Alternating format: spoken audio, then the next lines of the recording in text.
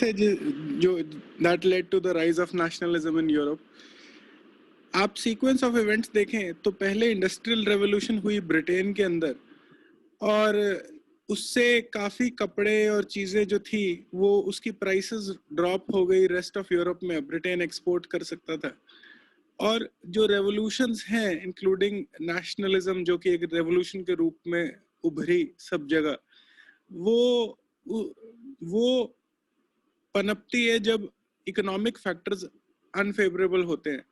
तो क्योंकि अब चीज़ें एक्सपोर्ट होने लगी तो जो लोकल बिजनेसेस थे फ्रांस के, मान लीजिए जर्मनी के और जगहों के, उन बिजनेसेस के अंदर जिन लोगों ने अपने घर पे कपड़े बुनते थे या और चीज़ें करते थे, उनकी एम्प्लॉयमेंट छिन गई, तो वो लोग और गरीब हो गए। तो तब का जो स्ट्रक्चर था सरकार का वो था ऑटोक्रेटिक स्ट्रक्चर, जिसमें लोगों की तो कोई रिप्रेजेंटेशन थी नहीं।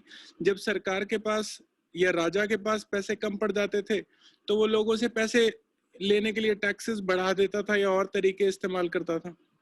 जब लोगों के पास रोज रोटी खाने के ही पैसे चले गए डेवलपमेंट्स की वजह से या साइक्लिक डिप्रेशन, इकोनॉमिक डिप्रेशन की वजह से, तो लोगों ने कहा कि ये लोग इतने क्यों कमा रहे हैं, हमसे टैक्स क्यों ले रहे हैं, तो लोगों ने रिवोल्ट शुरू कर दिया। This led to some ideas of governance by the people, के लोग अपनी सरकार खुद बनाए, एक पार्लियामेंट हो, एक कॉन्स्टिट्यूशन हो जिसमें कानून तय हो, जुडिशरी हो और एडमिनिस्ट्रेटिव रिफॉर्म्स आए। और ये चीज जो थी सबसे पहले फ्रांस के अंदर हुई, और फ्रांस के अंदर नेपोलियन का राइज हुआ जो by the beginning of the 19th century के अंदर। और फिर फ्रांस ने जो और कंट्री थे यूरोप के, उन पे हमला किया, उनको जीता, और उनके अंदर एडमिनिस्ट्रेटिव रिफॉर्म्स लाने की उनको आइडिया जगाया उनके अंदर। तो उससे पहले, उसके अलावा अगर आप देखें तो यूरोप में सब ऑटोक्रेटिक एम्पायर्स या मोनार्कीज थी जिसे नेपोलियन ने हिलाया, खराब किया, खत्म किया, और फिर वो राजा लोग सारे फिर मिलके दोबारा से उन्होंने मोनार्कीज एस्टेब्लिश की या जो किंगडम्स थे उन्हें एस्टेब्लिश किया। और मगर अब की बार उन्हें ये साफ हो गया था कि ये पीरियड है जब दोबारा मोनार्की एस्टेब्लिश करने का, अराउंड 1850s, तो middle of the 19th century, के अब ज्यादा देर तक बगैर पार्लियामेंट बनाए, बगैर पीपल रिप्रेजेंटेशन दिए, ये वो ज्यादा देर तक नहीं चल सकते।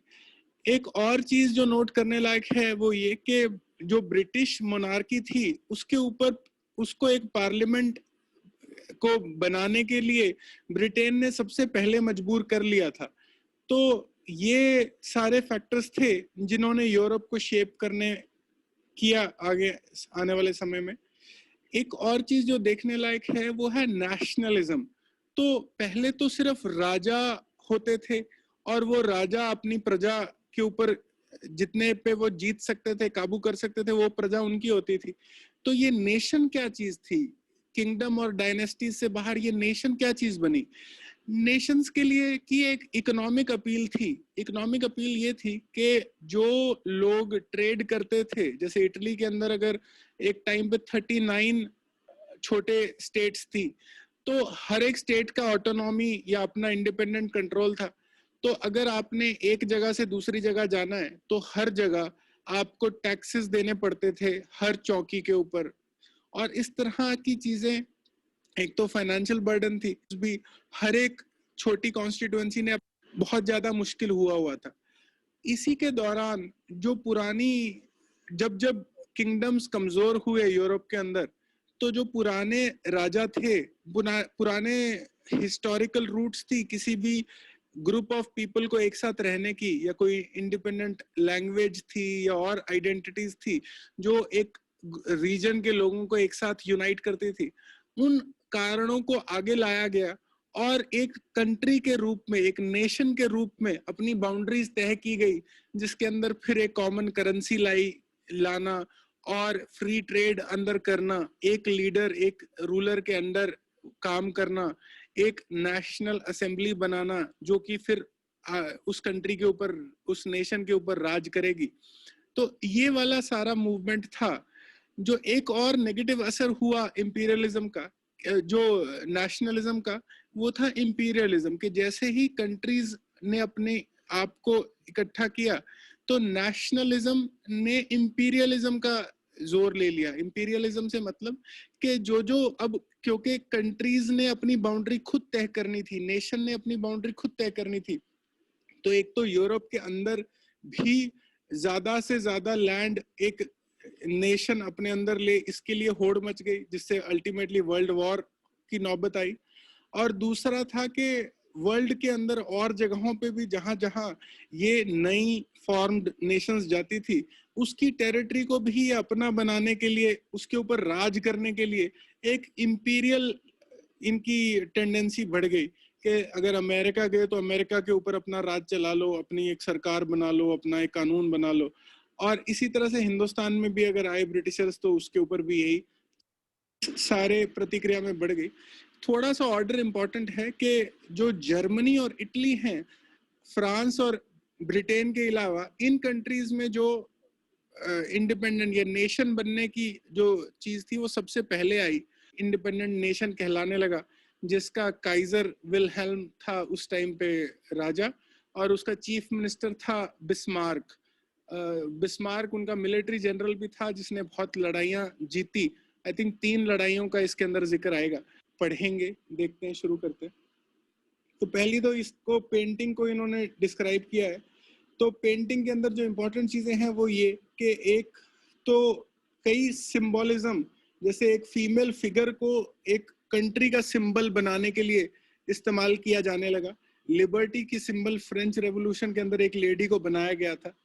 उस समय 1848 के अंदर काफी जो एब्सोल्यूटिस्ट गवर्नमेंट्स थी, एब्सोल्यूटिस्ट गवर्नमेंट होती है जो किसी भी हद तक मार कर अपना राज चलाने के लिए नहीं हिचकती, वो मिलिट्री उनकी स्ट्रांग होती है, और वो आम जनता अगर कोई अपनी इच्छा जाहिर करना चाहे तो उसको रिप्रेस करती है बाय फोर्स, तो उनको मार देती है, चाहे जो जो करना पड़े उसको करती है। और इसमें देखा जाए तो यूनाइटेड स्टेट्स और स्विट्जरलैंड 1848 तक इंडिपेंडेंट हो गए थे और नेशन स्टेट्स बन चुकी थी जब कि हम बात कर रहे हैं। तो इस पर्टिकुलर पेंटिंग के अंदर दिखाया है कि जर्मनी अभी यूनाइट नहीं हुआ है, वो हमने देखा था 1865 के आसपास होगा। इटली भी नहीं हुआ है, और जो ऑस्ट्रिया, हंगरी और ये सारी चीजें भी अभी, ऑटोमन एम्पायर अभी कायम है। तो ये जो सारी ज्यादातर यूरोप का जो मैप है वो एक मल्टीनेशनल डायनेस्टिक एम्पायर है कि कई देशों को जोड़ के एक राजा, एक स्ट्रॉन्ग राजा ने अपना सिक्का जलाया हुआ है। और ये करीब करीब सारी 19th सेंचुरी तक यही हाल रहा, और only towards the end of the 19th century did countries start to emerge in the rest of Europe. Plebiscite होता है कि एक किसी भी मुद्दे पे अगर सब लोगों की वोट डलवा ली जाए कि वो लोग क्या एक साथ रहना चाहते हैं, क्या वो इस कंट्री का पार्ट बनना चाहते हैं, किसी और कंट्री का पार्ट बनना चाहते हैं, तो इस मुद्दे के ऊपर अगर लोगों से, सब जितने भी लोग वहां रहते हैं उन सब से डायरेक्टली वोट डलवा दी जाए तो ये प्लेबिसाइट कहते हैं। कश्मीर के मुद्दे में इंडिया में प्लेबिसाइट की बात चल रही है, काफी कंट्रोवर्शियल मुद्दा। फ्रेंच रेवोल्यूशन की बात करते हैं तो how can we discuss rise of nationalism in Europe without discussing French revolution. तो फ्रांस के अंदर जो डिमांड थी वो क्लियर थी कि आप हमें एक बॉडी ऑफ फ्रेंच सिटीजन दो जो कि फिर सारी कॉन्स्टिट्यूशन की पावर्स लेंगे और वो सब फैसले करेंगे कानून के बारे में और लोगों के फ्यूचर के बारे में। तो वो French body of French citizen कौन होगी, वो कौन उन्हें इलेक्ट करेगा, वो कहाँ से आएगी। तो एक एक्टिव सिटीजन होंगे जो वोट करेंगे, और वो फिर जिन्हें वोट करेंगे वो फिर नेशनल असेंबली बनेगी। थोड़ी देर के लिए तो एक जेकबिन क्लब्स के की सरकार आई थी फ्रांस के अंदर, उसने तो सबको इक्वल राइट्स दे दिए थे वोटिंग के, लेकिन वो ज्यादा देर तक नहीं चल पाई। और जब अल्टीमेटली लड़ाई झगड़ा हटा तो जो नेशनल असेंबली इलेक्ट हुई वो एक एक्टिव सिटीजन बॉडी से हुई थी इलेक्ट। एक्टिव सिटीजन वो थे, पहली बात तो मेल थे, फिर कुछ उम्र उनकी 21 साल से ज्यादा थी, और लास्टली उनके पास प्रॉपर्टी थी, और जो नेशनल असेंबली के मेंबर बने वो सिर्फ वो थे जो हाईएस्ट टैक्स ब्रैकेट के अंदर थे, सिर्फ उन्हीं के लिए वो वोट डाल सकते थे। तो हालांकि इक्वल राइट्स और अ कॉन्स्टिट्यूशन और जो और कस्टम ड्यूटी अबॉलिश करना, इक्वल मेजर ऑफ वेट्स करना, जो भी लोगों की डिमांड थी वो तो सब मिली उन्हें, लेकिन वोटिंग का राइट सबको नहीं मिला। तो फ्रेंच रेवोल्यूशन की ये कमी रह गई। लेकिन ये भी इनिशियल स्टेजेस थी, बाद में जो सरकार नेशनल असेंबली बनी वो स्ट्रांग इनफ नहीं थी। तो इस सब ने तो अल्टीमेटली हिटलर को ही जगह दे दी ऊपर आने के लिए, सॉरी हिटलर नहीं, नेपोलियन को जगह दे दी ऊपर आने के लिए। और इस मैप को आप देखेंगे, मैप पे हम दोबारा आते हैं, तो जो नेपोलियन था उसने और बाकी जो आसपास की जगहें थी, यहाँ फ्रांस यहाँ था, आसपास जितना एरिया था उसको कॉन्कर करना शुरू कर दिया। तो शुरू में तो हमने देखा था कि जो नेपोलियन है उसको सब लोग वेलकम करते थे, कि उनको लगता था कि उनके खुद के राजा से तो छुटकारा मिला, अब नेपोलियन वहां पे कानून देगा, कॉन्स्टिट्यूशन देगा और सिटीजन्स को राइट देगा, ड्यूटीज को अबॉलिश करेगा, कॉमन करेंसी देगा, एक वेट्स एंड मेजर्स का कॉमन डिनोमिनेटर देगा कि सब लोग 1 किलो अब स्टैंडर्ड मेजर हो जाएगा, बजाय इसके कि यहाँ आधा किलो चलता है वहां पौना किलो चलता है एज अ स्टैंडर्ड मेजर। तो लोग बड़े खुश थे कि ये नेपोलियन लेके आएगा, पर ये चीज तय थी कि नेपोलियन ने डेमोक्रेसी को खत्म कर दिया था फ्रांस के अंदर। तो सबसे पहले तो जो डेमोक्रेसी थी, और जो भी डेवलपमेंट्स हों, लेकिन डेमोक्रेसी नहीं थी। लेकिन डेवलपमेंट्स क्या थी, और एक तो एडमिनिस्ट्रेशन की फील्ड में बहुत सारे नई डेवलपमेंट्स थी। एक सिविल कोड दिया था नेपोलियन ने, जिसने पहले तो बाय बर्थ जितनी प्रिविलेजेस मिलती थी उन्हें खत्म कर दिया। कोई अरिस्टोक्रेसी नहीं है, कोई नोबिलिटी नहीं है, सब लोग जन्म के हिसाब से बराबर हैं कानून के सामने। कोई आदमी अगर कानून तोड़ेगा तो उसको उतनी सजा मिलेगी। दूसरी थी राइट टू प्रॉपर्टी, कि अगर मेरी ये प्रॉपर्टी है तो मेरी प्रॉपर्टी कोई नहीं छीन सकता, सरकार भी नहीं छीन सकती। ये कोड जो था ये फिर एक्सपोर्ट हुआ, ये इटली, स्विट्जरलैंड, डच रिपब्लिक, इन सब जगहों पे भी ये वाला कोड उन्होंने अडॉप्ट किया अपने तरीके से। नेपोलियन ने अबॉलिश किया था फ्यूडल सिस्टम को, और जैसे जैसे कम्युनिकेशन और ट्रांसपोर्ट सिस्टम बढ़ा तो ये चीजें, ये डेवलपमेंट्स जो थी वो बाकी के यूरोप को भी एक्साइट करने लगी। और हम देख रहे हैं जर्मनी के अंदर भी इस तरह की कई डेवलपमेंट्स हुई। जो ये नई फाउंड फ्रीडम थी, इससे एक नेशनलिज्म के आइडिया को जन्म दिया कि जो भी बिजनेसमैन हैं, स्मॉल स्केल प्रोड्यूसर हैं, वो अब अपना सामान एक बहुत बड़ी बाउंड्री के अंदर फ्रीली ट्रेड कर सकते हैं, एक्सचेंज ऑफ गुड्स। तो इससे तो उन्हें फायदा होना ही था, अब उन्हें टैक्सेस नहीं देने पड़ने थे हर जगह। जो नए एडमिनिस्ट्रेटिव अरेंजमेंट थे वो एक पॉलिटिकल फ्रीडम के साथ में के रूप में दिखते थे उन्हें, कि ना सिर्फ उन्हें जो अब राज उनका है वो भी उनकी मर्जी से होगा।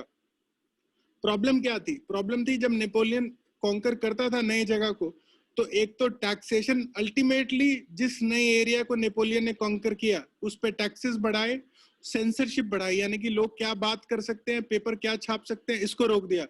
फोर्स्ड कंस्क्रिप्शन, कंस्क्रिप्शन होता है आर्मी में भर्ती करना जबरदस्ती, जिसका नाम आ गया लिस्ट में उसको अब आर्मी में जाना है सर्विस करने, उसकी कोई मर्जी नहीं है। फोर्स कंस्क्रिप्शन होगी नए एरियाज के अंदर, ताकि अब वो फ्रेंच आर्मी के लिए लड़ेंगे इसके बाद में। तो प्रैक्टिकल रूप ये सब निकला। तो फ्रांस का जो नेपोलियन था और फ्रांस की जो फ्रीडम और पॉलिटिकल रेवोल्यूशन थी वो बाकी सब स्टेट्स को नेपोलियन के रास्ते से नहीं मिलनी थी, ये तय हो गया। हमने देखा था 1815 में नेपोलियन हार गया, तो उसके बाद में क्या चीजें थी, बाकी सब स्टेट्स तो वैसी की वैसी थी। नेपोलियन की हार के बाद सबसे पहले तो जो नेपोलियन ने नया एरिया जीता था वो कंट्रीज को वापस करना पड़ा फ्रांस को। तो अब उनकी हालत 1815 के बाद वहीं की वहीं पहुंच गई जहां से वो शुरू हुए थे। अगली जो हम बाकी यूरोप की क्या उस समय सिचुएशन है उसको देखने की कोशिश करते हैं। तो पहली बात तो जर्मनी, इटली, स्विट्जरलैंड, वो सब 1815 के बाद में वैसे ही थे किंगडम्स, डचीज और कैंटन्स के, जिसके अंदर जो राजा है, जो भी उसका किंग है, जो भी डच है, जो भी उसका और इंचार्ज है, वो अपने मर्जी से कानून बना रहा है सब जगहों के लिए। ईस्टर्न और सेंट्रल यूरोप तो उससे भी ज्यादा बुरे हाल थे, उसमें तो एक राजा बैठा था और वही जो फैसले करता है वही सबको करना पड़ेगा। तो जो भी रीजन के अंदर एक कलेक्टिव आइडेंटिटी नहीं थी, जो कलेक्टिव आइडेंटिटी और कॉमन कल्चर जिसके बेस पे वो अपने आप की इंडिपेंडेंस डिक्लेयर कर सके, और राजाओं की छुट्टी करने के बाद में क्या ग्रुप बनेंगे, कैसे ग्रुप बनेंगे, इसके लिए कोई चीज नहीं थी। जो हैब्सबर्ग एम्पायर था ये इटली के पास था, ये रूल करता था सारा ऑस्ट्रिया हंगरी का जो रीजन था, इटली से ऊपर है थोड़ा। और इसी तरह से जो और भी रशिया के रीजन इन्होंने डिस्क्राइब किए हैं, मोटी बात ये थी कि उनकी कोई कल्चरल आइडेंटिटी नहीं थी। कई सारे लैंग्वेजेस का हमने देखा बड़ा इंपॉर्टेंट रोल होता है। तो हंगरी जो आज के दिन में एक कंट्री है, उसकी जो लैंग्वेज थी मैग्यार, वो बोलने को कहीं रिकग्नाइज ही नहीं किया गया था। जो पोलिश लैंग्वेज थी सिमिलरली उसको भी रिकग्नाइज नहीं किया। तो इस तरह से बहुत सारी छोटी छोटी लैंग्वेजेस थी जिसके ऊपर बड़े राजा अपना राज या सिक्का जमाने की कोशिश कर रहे थे। तो काफी पेंट अप एंगर था, काफी दबा हुआ उबाल था यूरोप के अंदर उस समय। Aristocracy and the middle class, तो जो अरिस्टोक्रेसी थी सीधी सी बात थी कि उसके पास सारी जमीन उसके पास थी, और वो अक्रॉस रीजन कोई भाषा बोलता है, कोई लैंग्वेज बोलता है, कोई कल्चरल आइडेंटिटी है, उस सब का जो जमीन वाला लोग है वो अरिस्टोक्रेसी है। और ये सारी यूरोप की जो अरिस्टोक्रेसी थी, जो भी राजा लोग थे या उसकी फैमिली थी, ये जुड़ी हुई थी। तो ये आपस में शादियां करके और इन्होंने एक पॉलिटिकल वैक्यूम बना रखा था जिसके अंदर राज इनका रहने वाला है, एरिया जो मर्जी हो। लेकिन ये चीज ज्यादा देर चलने नहीं थी। तो इसके लिए क्या चीजें आई हम देखते हैं कि जैसे जैसे बिजनेस बढ़ा, इंडस्ट्री बढ़ी, इंडस्ट्रियल प्रोडक्शन बढ़ी, तो एक कमर्शियल क्लास ने जन्म लिया, शुरुआत हुई जिसकी first half of 18th century, यानी कि करीब 1750 में इंग्लैंड के अंदर। और ये जो यहाँ से लोग जो अरिस्टोक्रेसी या जो बिजनेस के दम पे ऊपर आए, उन्होंने तरक्की की थी, और वो कोई नोबल मैन या अरिस्टोक्रेट नहीं थे, सिर्फ उन्हें बिजनेस करना आता था इसलिए उन्होंने पैसा कमा लिया था। और वो अब मानते थे कि जितनी पॉपुलेशन को एजुकेट किया जाएगा, जितनी पॉपुलेशन को फ्रीडम दी जाएगी, उतना उनको बेहतर वर्कर मिलेगा। तो एक सोशल चेंज के लिए ये लोग अब उतावले थे। सेकंड प्रॉब्लम ये थी, जैसे मैंने पहले बताया था, कि अब इंग्लैंड से सस्ते सामान बाकी यूरोप को मिलने लगा। तो जो बाकी यूरोप के अंदर जो लोग बिजनेस छोटे तौर पे कर रहे थे, जो छोटे मजदूर थे अपने घर में कोई चीज बना रहे हैं, उनका तो माल बिकना बंद हो गया, तो उनके तो रोजी रोटी बिल्कुल खत्म हो गई। और जो इसी तरह से जो प्रॉब्लम्स आनी शुरू हो गई in central and eastern Europe, जो छोटे ग्रुप थे bye till late 19th century, उनका हालत खराब थी। दोस्तों, हम लोग सब अपने फ्यूचर की बात करते हैं, पर आपने कभी रियलाइज किया है, हम बात करते हैं नेशनल यूनिटी की, तो जो भी बाकी यूरोप के अंदर उन्हें ये समझ में आ गया कि कोई राजा तो हमें बचाने वाला नहीं है, अगर हम इस राजा को हटाएंगे तो कोई और आ जाएगा। तो जो एजुकेटेड लिबरल मिडिल क्लास थी, जिन्होंने पढ़ाई की हुई थी और रोजी रोटी चलती थी, उन्हें एक आइडिया ऑफ नेशनल बेसिस पे फिर वो चले। ये लिबरल नेशनलिज्म क्या थी? तो लिबरलिज्म जो है उसका रूट वर्ड है लाइबर, यानी फ्रीडम से, और इक्वालिटी को ये मानते थे कि हर एक लोग अपनी मर्जी से काम करे और हर एक आदमी दूसरे आदमी के बराबर हो, किसी का किसी के ऊपर राज ना हो, और जो गवर्नमेंट है वो बाय कंसेंट हो, तो सरकार वो करे जो लोगों की मर्जी है। ये मोटे मोटे आइडिया थे। इनको लागू कैसे करेंगे? तो फ्रेंच रेवोल्यूशन ने यह दिखाया था कि एक कॉन्स्टिट्यूशन बन सकती है, कानून का ग्रंथ, जिस ग्रंथ के हिसाब से सारा देश चलेगा। और इस कॉन्स्टिट्यूशन को लागू करने के लिए एक रिप्रेजेंटेटिव गवर्नमेंट जो लोगों की इच्छाओं को रिप्रेजेंट करती हो, और वो एक पार्लियामेंट के अंदर बैठे। इस तरह का स्ट्रक्चर कोई बनाया जा सकता है क्या? लास्ट पार्ट थी, जो लिबरल थे वो मानते थे कि प्राइवेट प्रॉपर्टी जरूर होनी चाहिए, कि अगर किसी ने कोई अच्छे ईमानदार ढंग से प्रॉपर्टी कमाई है तो उस प्रॉपर्टी का उसका सारी हमेशा हमेशा के लिए हक होना चाहिए, उस प्रॉपर्टी को कोई ना खोजे। इस सारी चीजों जो हमने देखी, equality before law, government by consent, representative government, इस सब में यूनिवर्सल सफरेज यानी कि हर आदमी को वोट करने का हक मिलेगा, इस चीज का तो कोई लेना देना नहीं था। तो मेन विदाउट प्रॉपर्टी और विमेन को पॉलिटिकल राइट से बाहर निकाल दिया गया था। थोड़ी देर के लिए तो फ्रांस के अंदर सबको वोटिंग राइट मिला, लेकिन नेपोलियन के आने के बाद तो लिमिटेड ही रही वोटिंग राइट, सबको पास वोट नहीं था। प्रॉपर्टी वाले मर्दों के पास एक पर्टिकुलर एज के बाद उन्हें ही सिर्फ राइट मिलना था। तो ये इक्वालिटी, पॉलिटिकल इक्वालिटी से तो बहुत दूर थी ये जो सारी मूवमेंट है। अब हम चलते हैं जर्मनी। तो जर्मनी के अंदर first half of 19th century तक यानी 1800 से 1850 तक हालत खराब थी। 39 स्टेट्स का कन्फेडरेशन बन रखी थी। तो 39 स्टेट, जर्मनी को बहुत बड़ा एरिया तो है नहीं, इंडिया जो कि जर्मनी से कई गुना बड़ा है उसकी आज भी 29 स्टेट्स हैं। तो जर्मनी एक छोटे से एरिया में 39 स्टेट्स थी और हर एरिया का अपनी करेंसी और अपना वेट्स एंड मेजर थे। तो अगर आप एक जगह से दूसरी जगह जा रहे हो तो पागल हो जाओगे, टैक्स देते देते, चेक पॉइंट को करते करते, सिर्फ आपकी कैलकुलेशन ही जो थी उसी के अंदर आप फंसे रह जाओगे। तो एक जर्मनी जैसी जगह पे अगर आपको एक यूनिफाइड इकोनॉमिक टेरिटरी मिले जिसके अंदर आपको कोई टैक्स ना देना पड़े और आप रेलवे से या और जो आपकी आधुनिक मॉडर्न मीन्स ऑफ ट्रांसपोर्टेशन थे उनसे आप ट्रैवल कर सको, तो ये एक बड़ा स्वप्न लोग लगता था। जो मिडिल क्लास थी, जो थोड़ा बहुत बिजनेस करके अपना खर्चा चलाती थी, उसको तो ये बहुत बढ़िया लगता था। तो इन्होंने एक 1834 में प्रशिया जो एम्पायर था जर्मनी के ऊपर, उसे उसके इनिशिएटिव में ये सारी जर्मन स्टेट्स को मिलाने की कोशिश की और सारे टैक्सेस वगैरह चीजें बंद कर दी गई। तो जर्मनी चल दिया उस रास्ते पे कि एक नेशन बनने के रास्ते पे जर्मनी ने अपने पहले कदम ले लिए 1834 में। A new conservatism after 1815। तो नेपोलियन हारा 1815 में। उसके बाद में ये तो समझ आया सबको कि मॉडर्नाइजेशन और जो कानून है, एक एफिशिएंट ब्यूरोक्रेसी, एक डायनामिक इकोनॉमी और फ्यूडलिज्म और पुराने जो हक हैं उनको हटा दिया जाए।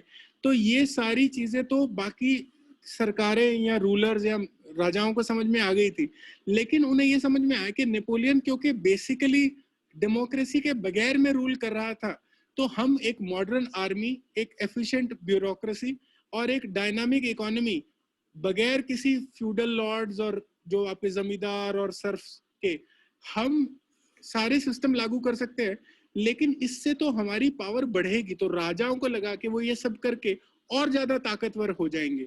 तो 1815 के बाद में वियना में इसी तरह सारे राजा जो थे, ब्रिटेन के, रशिया के, प्रशिया का जो काइजर विल्हेम था और ऑस्ट्रिया के जो राजा थे, वो सब मिले इसी चीज को डिस्कस करने के लिए। उन्होंने कोशिश भी की।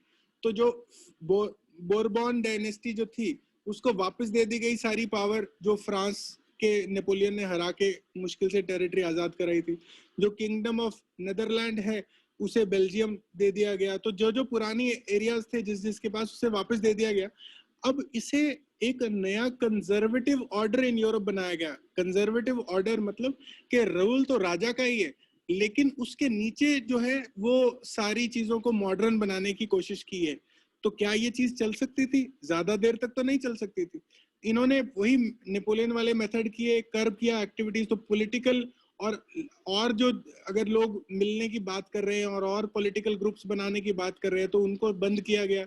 अगर कोई चीजें छाप रहे हैं जो कि सरकार के खिलाफ है तो उसके खिलाफ भी सेंसरशिप का रूल लगाया गया।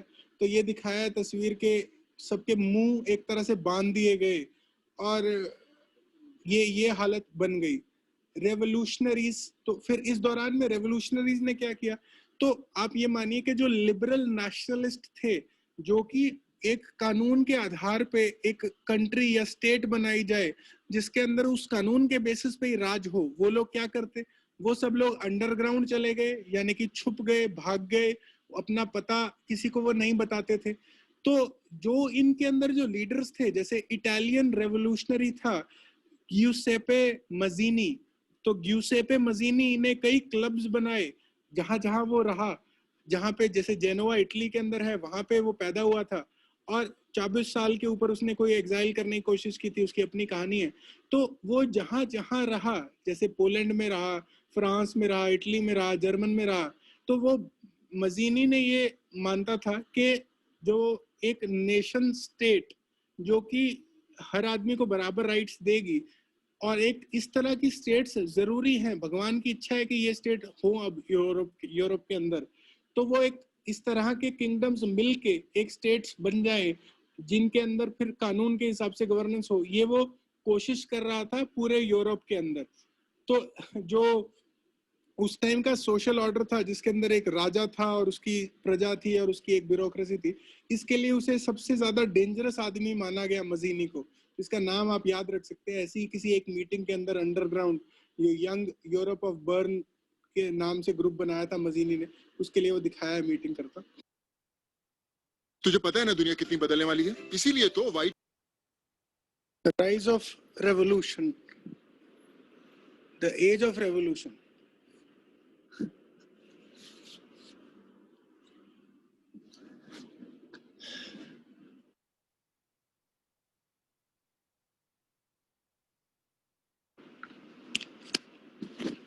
एज ऑफ रेवोल्यूशन 1830 से 1848 तक, ये पीरियड बड़ा डायनेमिक था यूरोप के अंदर, और इसके अंदर बड़ी सारी चीजें घटी।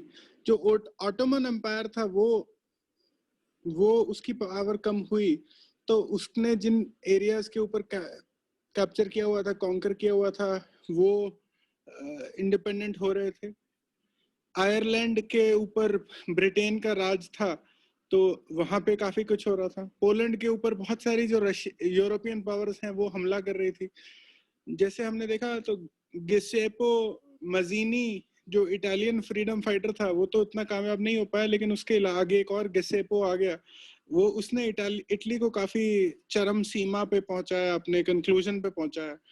जर्मनी के अंदर भी अब कंक्लूजन हो रहे थे, और जो नया रूलर था वो कहीं ना कहीं इन चीजों के ऊपर हो रहा था।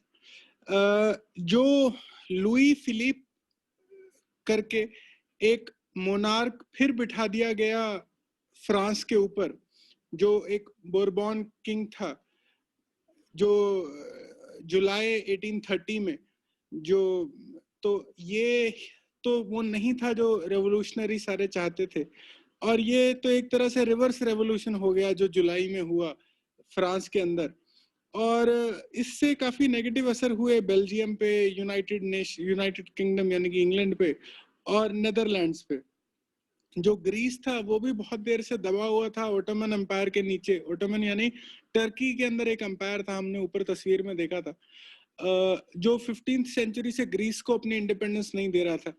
और ग्रीस के अंदर भी 1821 से एक नेशनल मूवमेंट चली, जहां उन्होंने कहा कि भाई हम वर्ल्ड की one of the foremost civilisations थे, और हमने दुनिया को इतना कुछ दिया है, इतने हमारे पढ़े लिखे ग्रीक स्कॉलर्स रहे हैं, अरिस्टोटल वगैरह, तो हमें एक इंडिपेंडेंट कंट्री क्यों नहीं देखा जा सकता। पोएट और आर्टिस्ट भी इस व्यू को मानते थे यूरोपियन सिविलाइजेशन के। इंग्लैंड का जो एक बहुत मशहूर पोएट था लॉर्ड बायरन, वो भी इतना प्रभावित हो गया कि वो खुद लड़ने चले गया ग्रीस की इंडिपेंडेंस के लिए, और खुद की उसकी तो मौत हो गई, लेकिन अल्टीमेटली एक ट्रीटी ऑफ कॉन्स्टेंटाइनोपल साइन हुई 1932 में, 1832 में, जिसने ग्रीस को फ्रीडम ग्रांट कर दी। Romantic imagination and national feeling, तो दो तरह की चीजें थी। एक तो बड़ा लॉजिकली आप प्रूव करने की कोशिश करते कि एक कंट्री क्या है और उसकी क्या सीमाएं हैं। दूसरा है कि आप दिल से, फीलिंग से, इमोशंस पे आप निर्धारित रहते। तो जो रोमांटिक इमेजिनेशन थी, वो जो आर्टिस्ट जिस तरह से उसको देखते थे चीजों को, वो आर्ट और पोएट्री और कहानियों और म्यूजिक से लोगों के अंदर वो जज्बात जगाते थे कि नेशनलिज्म, आप अपना एक कंट्री इमेजिन करो, ये सारा आपका कंट्री है और इसके अंदर आप रह रहे हो। तो ये जो फीलिंग थी वो इस पे फोकस करते थे, जिसमें इमोशंस, इंट्यूशंस और मिस्टिकल फीलिंग्स आती हैं एक कलेक्टिव हेरिटेज की, कि ये देखो आपने सब लोगों ने मिलके ये लड़ाई लड़ी थी, ये आप लैंग्वेज बोलते हो, इन चीजों को आप सब लोग मानते हो, तो क्यों आप एक कंट्री, क्या आपकी एक collective identity as a country नहीं होनी चाहिए। जो जर्मन फिलोसोफर था जोहान गॉटफ्रीड हर्डर, ये भी इसी तरह से एक साधारण लोग जो दास फोक कहते हैं जिसको, फोक मतलब लोग, दास मतलब कॉमन। तो दास फोक लोगों को कहता था कि आप अपनी कल्चर को पहचानो और आप देखो कि आपकी जो ट्रू स्पिरिट है, आपकी पोएट्री, आपके गाने, आपके फोक डांसेस, ये सब आपको एक तरह से बंधन में बांध रही है एज अ कंट्री। तो क्या जर्मनी इससे एक पावर नहीं होना चाहिए? कई वर्नैकुलर लैंग्वेजेस या लोकल लैंग्वेजेस जो थी, उनको रिकग्निशन उनके बेसिस पे दूसरा रिकग्निशन एज अ नेशन की होने लगी। तो एक तो कल्चरल एस्पेक्ट थे जिसको हमने अभी डिस्क्राइब किया, दूसरा लैंग्वेजेस थी। तो जैसे पोलैंड की जो लैंग्वेज थी, पोलिश लैंग्वेज, वो रशिया जब तक उसके ऊपर हम काबू किए हुए था तो पोलिश किसी को पढ़ने और सीखने ही नहीं देता था। तो पोलैंड वाले लोग ऐसे महसूस करते थे कि वो दबे हुए हैं किसी और के नीचे। तो पोलैंड पोलिश लैंग्वेज को मान के एक नेशनल फीलिंग जगाई गई वहां के लोगों के अंदर। और म्यूजिक और वो सब चीजें तो कॉमन था ही। जो और भी जगहें अगर आप देखो तो एनीवे ये तो आपको जो इस पार्ट में 1831 ऑनवर्ड्स रशिया के खिलाफ पोलैंड ने कैसे रेबेल किया और रशिया ने उसके ऊपर कैसे अपना सिक्का जमाने की कोशिश की, ये इसी की डिटेल्स दी हुई है। आप hunger, hardship and popular revolt.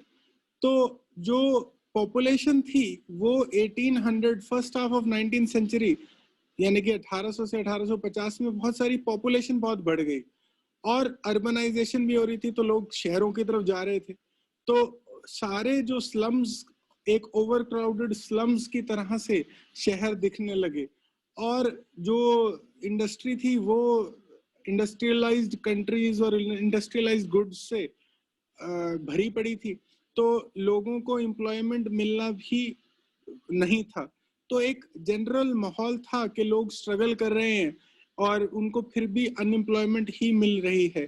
तो इसी तरह का जो माहौल था, फूड शॉर्टेजेस का, जो हमने देखा था कि अर्ली जो late, very late 18th century और बिल्कुल at the brink of 18th century, 19th century के अंदर भी यही हुआ था जब नेपोलियन ने जन्म लिया और जब उस टाइम के फ्रांस के किंग को भगाया गया। तो यही हुआ 1848 में, जो लुई फिलिप जो राजा था उसे भागना पड़ा पेरिस को छोड़ के, क्योंकि उसके पैलेस पे हमला कर दिया। वो पिछले राजा की तरह मरना तो चाहता नहीं था। और एक नई नेशनल असेंबली जो है वो उसने फ्रांस को फिर से एक रिपब्लिक करार कर दिया। और अब जो था वो अडल्ट मेल्स को सबको राइट दे दिया गया। तो लेडीज और मेन दोनों को इस बार राइट टू वोट मिल गया दोबारा से। तो कई इसके अंदर चीजें थी कि इस रिवोल्ट के अंदर कैसे डिटेल्स क्या हैं, किस तरह के क्राउड थे और उनका क्या है, वो आप खुद देख सकते हैं। रेवोल्यूशन ऑफ द लिबरल्स, तो 1848 ऑनवर्ड्स जो अब लिबरल्स थे वो फिर से पावर में आ गए कई सारे कंट्रीज में। जो फरवरी 1848 में फ्रांस में हुआ, जिसमें हर एक को अब हर मेल को सफरेज यानी वोटिंग राइट मिल गया, ये सारी चीजें का बाकी यूरोप पे भी असर होना जरूरी था। और बाकी यूरोप की जो मिडिल क्लास थी, Germany, Italy, Poland, Austro Hungary empire, वो भी अब मेन और वुमेन सारे एक कॉन्स्टिट्यूशन की डिमांड करने लगे और कहने लगे हमें भी एक नेशनल यूनिफिकेशन चाहिए। हमें सिर्फ राजा के बेस पे नहीं, हमारी जो कल्चरल आइडेंटिटी है उसके बेसिस पे हमें एक संगठन बनाना है, अपने आप को एक स्टेट, नेशन स्टेट बनानी है। हमें एक पार्लियामेंट चाहिए, हमें प्रिंसिपल्स चाहिए, हमें कॉन्स्टिट्यूशन चाहिए, हमें फ्रीडम ऑफ प्रेस चाहिए, हमें फ्रीडम ऑफ एसोसिएशन। हम कोई भी ग्रुप बना के मिलना चाहें तो हमें वो भी चाहिए। तो अगला कंट्री जिसके अंदर ये सब चीजें ठोस रूप में होके आई वो था जर्मनी। तो जर्मनी के अंदर जल्दी ही मई 1848 में एक ऑल जर्मन नेशनल असेंबली निकली। उसने एक कॉन्स्टिट्यूशन ड्राफ्ट किया और एक जर्मन नेशन का एक तरह से गठन हुआ। जो इसका सारे का ऊपर चार्ज में था वो तो अभी एक मोनार्क ही था, जिसे फ्रेडरिक विल्हेल्म कहते हैं, काइजर भी इसे कहा जाता है। और इसके अंदर कई अपोजिशन इसने पैदा की। अरिस्टोक्रेसी, इसे अरिस्टोक्रेसी कहेंगे, राजा की का राज, और मिलिट्री ने इसके खिलाफ काफी वो किया, लेकिन अल्टीमेटली जो असेंबली थी इसके अंदर उसे बाहर निकाल दिया गया। तो ये जो सारा पॉपुलर रिवोल्ट 1848 का जर्मनी में हुआ, ये नाकामयाब रहा, और जो फ्रेडरिक विल्हेल्म है उसने इस सारे को हटाने में वो कामयाब हो गया। फेमिनिस्ट कौन होता है आप देख सकते हैं। फेमिनिस्ट वो होता है जो लेडीज के राइट बराबर माने, मेल राइट्स के बराबर। लेकिन आपको जो ये 1848 में हुआ, इसके अंदर इतना पार्लियामेंट हुआ और बना और सब चीजों को फिर हटाया गया जर्मनी में। तो ये चीज पक्का थी काइजर या मोनार्क्स को कि अब साइकिल ऑफ रेवोल्यूशन टर्न कर गया है, अब फ्रांस के अंदर भी चेंज आ गया है, तो अब हमें भी ज्यादा देर तक हमारी लाइफ नहीं बची है। तो इन्होंने एक कंसेशंस देने शुरू कर दिए लिबरल नेशनलिस्ट को कि अब हम तुम्हें थोड़ा बहुत करके जो तुम चाहते हो वो देने शुरू कर देंगे। और धीरे धीरे सेंट्रल और ईस्टर्न यूरोप के अंदर भी जो सर्फडम यानी और बॉन्डेड लेबर थी उसे खत्म कर दिया गया। सर्फडम मतलब कि बहुत जमींदारी का जो सिस्टम होता था उसे खत्म कर दिया गया। बॉन्डेड लेबर यानी स्लेवरी खत्म कर दी गई। वेस्टर्न यूरोप में तो उससे पहले ही हो गई थी 1848 के बाद में, इसके अंदर भी, और जो आपका सेंट्रल एंड ईस्टर्न यूरोप था उसमें भी हो गया।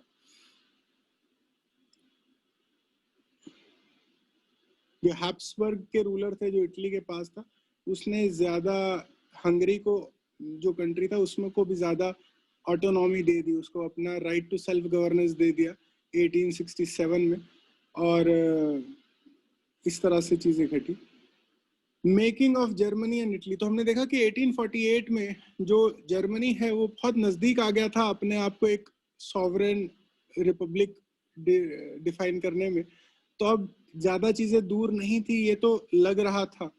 और ये फाइनली चीजें हुई जब Otto von Bismarck chief minister था। तो ये जर्मनी का चीफ मिनिस्टर था, और इस ऑटो वॉन बिस्मार्क के नीचे जो यूनिफिकेशन ऑफ जर्मनी थी वो हुई। इन जनवरी 1871 proclaimed German emperor in a ceremony held at, तो एक नया राजा जो था वो बना 1871 में। एक इसके अंदर जो चेंजेस हैं वो आपको समझने पड़ेंगे कि हालांकि एक मोनार्क यानी कि एक राजा अभी भी था जर्मनी के ऊपर इस सारे समय में, फिर भी इसको हम एक तरह से लिबरल्स की जीत मान रहे हैं, क्योंकि जो करेंसी है उसे मॉडर्नाइज कर दिया गया, बैंकिंग लीगल सिस्टम्स को मॉडर्नाइज कर दिया गया, एक जुडिशियल सिस्टम बिठा दिए गए जर्मनी के अंदर। तो जो प्रशिया या जर्मनी का जो स्टेट थी उसके अंदर अब काफी हद तक जो चीजें थी वो रूलर पे निर्धारित नहीं थी, और ऑटो वन बिस्मार्क और जो बाकी सारे कंट्री के अंदर ये इंस्टीट्यूशंस थी जैसे जुडिशरी, ये खुद अपने आप का राज कर सकती थी। यूनिफिकेशन ऑफ जर्मनी का जो प्रोसेस था वो 1866, हमने देखा कि 1865 में बिस्मार्क ने इंचार्ज लिया और उसके अगले 6-7 साल के अंदर ये यूनिफिकेशन पूरी हुई। तो जो जर्मनी है उसने अपने बिफोर 1866, ये आपका जर्मनी है, प्रशिया और जर्मनी एक ही जगह को कहते थे। ये इसने ऐड किया एरिया 1866 के बाद, ये वाला हनोवर, हेसेन, नासा, और इसके बाद में और आपका सारा बवेरिया जो साउथ जर्मनी है उसको जीता, और अल्टीमेटली 1870 भी जीत गया। तो ये सारा यूनिफिकेशन ऑफ जर्मनी हो गई बाय 1871। इटली कैसे यूनिफाई हुआ अब उसको पढ़ते हैं। तो जैसे हमने देखा जर्मनी बहुत सारी स्टेट्स में बटा हुआ था, वैसे ही वही हालत इटली की भी थी, और Italians were scattered over several dynastic states as well as multinational Habsburg Empire। तो एक Habsburg Empire था, वो रूल करता था इसके क्या कहते हैं, इटली के ऊपर, और भी कई सारे राज्य थे, बने हुए थे जो उस समय। तो इस तरह से कुल मिला के 7 स्टेट्स थी, जिसमें से कई पोप के अंडर थी, कई बोरबॉन किंग्स के अंडर थी ऑफ स्पेन, और कई और आपके एक सार्दिनिया पेदमोंट करके था एक राजा, उसके नीचे थी।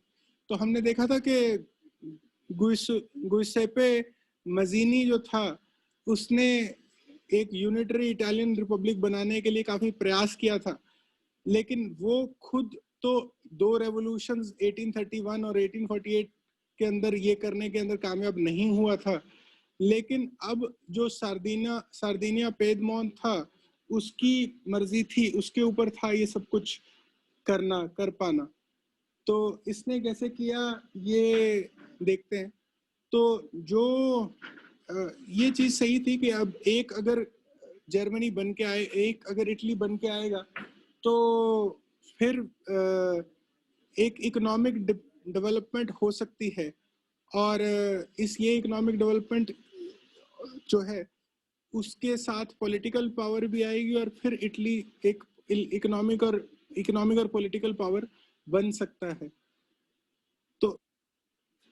तो गुइसेपे गरिबाल्डी ने सारे लड़ाइयाँ लड़ने के बाद एक तरह से इटली को यूनाइट कर दिया था, और विक्टर इमानुअल टू जो था उसे राजा बना दिया एक जॉइंट इटली का। तो जो 7 स्टेट्स थी उसके अंदर Savoy, Sardinia, Lombardy, Venetia, Tuscany, purple state मतलब जिसके अंदर पोप राज करता है, और किंगडम ऑफ बोथ सिसिलीज, इन सारों को अल्टीमेटली शुरू करके टस्कनी और जो मोडेना है इनसे शुरू करके ओवर द नेक्स्ट आपके कुछ सालों के अंदर 1870 तक करीब ये जो सारा इटली था, अब ये एक राजा विक्टर इमानुअल के अंदर आ गया था।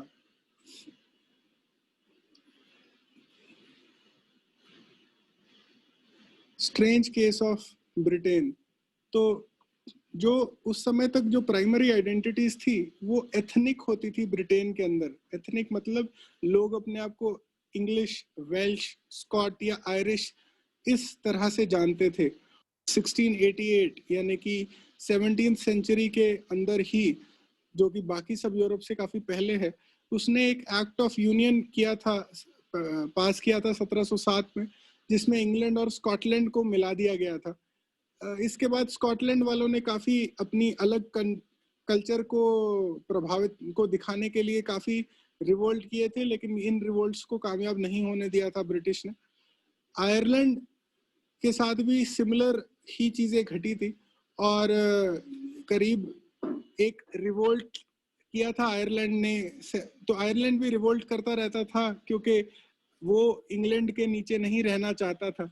और इसी तरह वोल्फ टोन करके एक आयरिशमैन था जिसने एक रिवोल्ट लीड किया था, जिसने, लेकिन 1801 तक जो आयरलैंड था वो सारे का सारा जबरदस्ती यूनाइटेड किंगडम के अंदर आ गया था।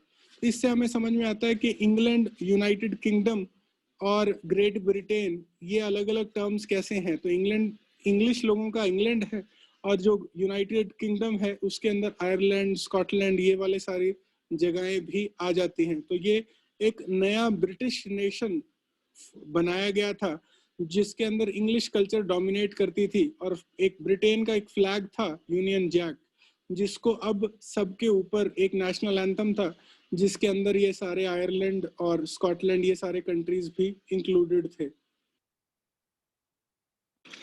हाँ जी, तो लास्ट पार्ट आपका चैप्टर 1 के अंदर है विजुअलाइजिंग द नेशन। तो हमने देखा कि जैसे 1850s के बाद में ये क्लियर हो गया मोनार्क को कि अब देश तो उनके कंट्रोल से बाहर हो गया और ये नेशन स्टेट्स अब बनने लगेंगी। तो फिर क्या सिंबल थे जिनके साथ लोग अपने आप को आइडेंटिफाई कर पाते और ये मानते कि हाँ ये हमें रिप्रेजेंट करता है। तो आर्टिस्ट के लिए ये चैलेंज रहा 19th सेंचुरी में। एक किंग या मोनार्क की तस्वीर बनाना आसान था, पर वो कैसे शक्ल देते एक पूरी नेशन को, उन्होंने कोशिश की। जैसे फ्रांस और फ्रेंच रेवोल्यूशन में हमने देखा था कि एक फीमेल फिगर को बनाया गया था लिबर्टी, जस्टिस जैसे आइडियल्स के लिए। तो ये एक फीमेल एलेगरी थी, एक एब्स्ट्रैक्ट आइडियाज की फिजिकल फॉर्म। तो यही आइडिया को आगे लेके गए वो, और फ्रांस को सारे को सिंबलाइज करने के लिए एक मैरियान करके लेडी की तस्वीर उभरी, जो एक लाल टोपी और ट्राई कलर और कॉकेड पहने हुए थी। मैरियन फ्रांस के अंदर एक साधारण नॉर्मल नाम है, तो इस नाम को चुनना एक अप्रोप्रिएट रहा, क्योंकि ज्यादातर लोग इससे आइडेंटिफाई कर सकते थे। वो मानते थे कि ये शायद ऐसी एक चीज है जिसे वो अपने घर, अपने रोजमर्रा की जिंदगी में भी देखते हैं। तो ये इसी तरह का एक्सपेरिमेंट जर्मनी में भी रहा, और जर्मेनिया करके एक लेडी, हाइपोथेटिकल लेडी बनाई गई, जिसकी तस्वीर आपके सामने है राइट में। और वो लेडी थी लेडी की फिगर थी, फीमेल फिगर थी, जिसके पीछे सब लोग अपने आप को जर्मन मानने लगे। अलेगरी हमने देखा कि एक एब्स्ट्रैक्ट आइडिया को एक फिजिकल शेप देने का तरीका है। कई सारे सिंबल्स यूज किए गए इसी दौरान, जैसे ब्रोकन चेन्स अभी नया नया फ्रीडम को हासिल करने का सिंबल था। ब्रेस्ट प्लेट, जो सोल्जर आगे एक स्टील की प्लेट डालते हैं विद ईगल, उसे एक जर्मन नेशन की स्ट्रेंथ का सिंबल माना गया। क्राउन ऑफ ओक लीव्स को हीरोइज्म के साथ, स्वॉर्ड को रेडीनेस टू फाइट के साथ, और ये आपको नीचे तस्वीर के अंदर ये सारे सिंबल्स दिखाए हैं। ऑलिव ब्रांच, अगर आप पीस बनाना चाहते हो, आप लड़ना नहीं चाहते। रेज ऑफ राइजिंग सन, एक नए दौर की शुरुआत। फ्रांस में हमने देखा था कि एक नेशनल असेंबली बनी थी 1850 के पास, जिसे लुई फिलिप और जर्मनी में हमने देखा था कि एक नेशनल असेंबली बनी थी जिसे काइजर विलहेल्म ने क्रश कर दिया था। तो ये उसी की तस्वीर, उसी लेडी की तस्वीर है जिसके अंदर जो एक आर्टिस्ट ने बनाई है, और जिसमें वो एक डिजेक्टेड या एक हारी हुई फॉर्म में है। तो ऑफ कोर्स वो दोबारा राइज करेगी, जैसे हम अगली तस्वीर में देखेंगे। 1866, 1865, 1866 के अंदर ऑटो वॉन बिस्मार्क ने दोबारा राइज ऑफ जर्मनी शुरू कर दिया था, और जर्मनी फिर लड़ने को तैयार था अपने आसपास के इलाकों के साथ, लोगों के साथ। तो ये राइन, जो एक रिवर जर्मनी और फ्रांस के बीच में बहती है, उसके ऊपर ये तस्वीर बनाई दिखाई है जर्मेनिया की। तो कहने का भाव ये है कि अब जर्मेनिया दोबारा लड़ने को तैयार है अपने हकों के लिए। नेशनलिज्म एंड इंपीरियलिज्म, हमने देखा था कि नेशनलिज्म का नुकसान ये रहा कि उसने जल्दी ही इंपीरियलिज्म को जन्म दिया। इंपीरियल मतलब कि अगर आप नेशन हो, लेकिन जो आप नहीं मानते जिस एरिया को अपने नेशन का पार्ट, आप उसके जमीन पे भी अपना राज चलाना चाहते हो, और उनके लोगों को अपने राज के नीचे दबा के रखना चाहते हो। तो उनकी लैंग्वेजेस, उनकी कल्चर, उनकी पॉलिटिकल फ्रीडम, उनकी पावर ऑफ एक्सप्रेशन या बोलने की फ्रीडम, इन सबको आप अपनी लाठी के नीचे रख के और उसके ऊपर अपना राज करना चाहते हो। तो कई अपॉर्चुनिटीज थी इस तरह की लेट 19th सेंचुरी में। तो 1871 के बाद बाल्कन्स करके एक रीजन है जो आपका मेडिटेरेनियन के ऊपर के जो सारे कंट्रीज हैं, जिसमें Greece, Croatia, Bosnia Herzegovina, Slovenia, Serbia, Albania, Bulgaria, ये सब कंट्री आते हैं। आप मैप देखेंगे तो आपको समझ में आ जाएगा। जो बाल्कन्स हैं, वहां पे जो लोग रहते हैं, बाल्कन एरिया हो गया, उसके अंदर जो लोग रहते हैं उन्हें स्लाव्स कहा जाता है। तो ये सारा एरिया जो टर्की का एम्पायर, ऑटोमन एम्पायर था, उसके अंडर था। और Ottoman empire late 19th century और अर्ली 20th सेंचुरी के अंदर हारता जा रहा था, तो उसकी ताकत कम हो रही थी। तो अब बाल्कन्स जो थे वो अपनी नेशनल आइडेंटिटी, ये सब कंट्रीज जो हैं आज के दिन में, ये अपनी एक नेशनल आइडेंटिटी खोज रहे थे, और ये चाहते थे कि अब ये अपनी लॉन्ग लॉस्ट इंडिपेंडेंस को रीगेन करे। ये मंजूर नहीं था जो उस समय की रशिया, जो यूरोपियन पावर्स थी, रशिया, जर्मनी, इंग्लैंड और ऑस्ट्रियो हंगरी एम्पायर। तो ये इनकी कोशिश थी कि ये इस रीजन को अपने कब्जे में कर लें ज्यादा से ज्यादा। तो ये अल्टीमेटली इतना ज्यादा कॉन्फ्लिक्ट बढ़ गया कि ये फर्स्ट वर्ल्ड वॉर ही का it turned into the first world war 1914 के अंदर। ये तस्वीर आपको दिखाई है ब्रिटिश एम्पायर की, जिसमें आपका कनाडा, इंग्लैंड, इंडिया, ऑस्ट्रेलिया और साउथ अफ्रीका, आपका ये घाना, बेनिन, इस तरह के जो कंट्रीज हैं, और कुछ आपका लैटिन अमेरिका ब्रिटेन के इंपीरियलिज्म के अंडर था या उसके ब्रिटेन के राज के अंदर था। Nationalism aligned with imperialism led to the disaster 1914 के अंदर, वर्ल्ड वॉर के अंदर। और यूरोपियन पावर्स जो अभी नेशन बन के उभरी थी, वो कॉलोनाइज करती चली गई दुनिया के अलग अलग कंट्रीज को। और यूरोप के अंदर भी जिन कंट्रीज ने अपने आप को इन यूरोपियन पावर्स के हाथों रूल करते पाया, उन्होंने अपोज किया। जैसे बेल्जियम एक कंट्री है, पोलैंड एक कंट्री है, यूक्रेन एक कंट्री है, जिन्होंने अपने आप को बहुत बार मुश्किल में पाया है नेशनलिज्म और इस तरह की इंपीरियल एम्बिशंस के चलते यूरोपियन पावर के। बट इन एनी केस, जो आपका 20th सेंचुरी जब तक आई है, तब तक ये नेशन स्टेट्स एक नेचुरल और यूनिवर्सल फिनोमेना हो गया कि हर रीजन अपने आप को एक नेशन के रूप में देखने लगा।